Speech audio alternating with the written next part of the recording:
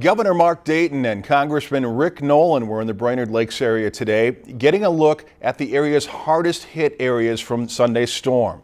And as our Scott Sheehan tells us, the trip was set up by local politicians so they can get the most help possible from the state and federal levels.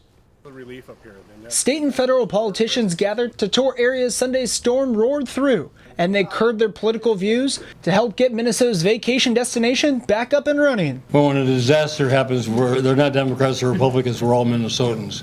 And that's the spirit in which we're here today. It's also the kind of camaraderie that we've seen evidence all over this region where people are helping their neighbors, they're helping one another, and that will continue. That's the great thing about Minnesota, is that we're all Minnesotans and we all care about one another. The governor and Congressman Rick Nolan took a helicopter ride to get an aerial view of the areas hit the hardest, so they know the proper steps to take to generate the most aid. Well, I serve on the committee that's responsible for FEMA and the administration of emergency funds. So there's nothing like a real live experience to get a better feel for what works and what doesn't work.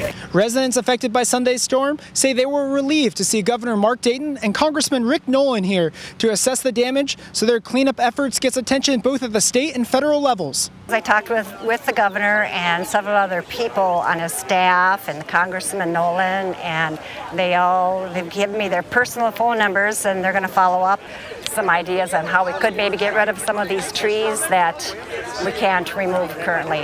While it doesn't appear the storm will accumulate enough public damage to qualify for a national state of emergency, Congressman Nolan estimates the public damage to be over $1 million and the private damage to be in the millions. In the Brainerd Lakes area, Scott Sheehan, Lakeland News.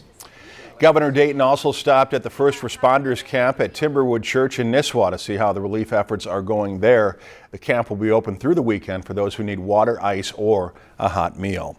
If you've enjoyed this segment of Lakeland News, please consider making a tax-deductible contribution to Lakeland Public Television.